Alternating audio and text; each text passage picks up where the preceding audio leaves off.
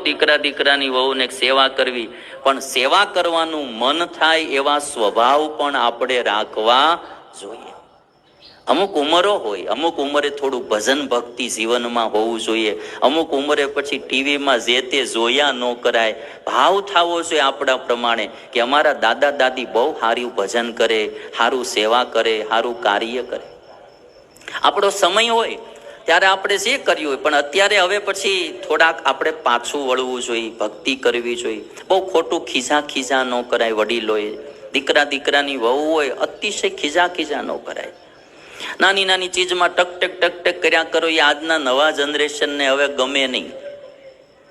લ્યો, આ બહુ તમને હું સાચી વાત કરું, જનરેશન આખું બદલતું જાય છે.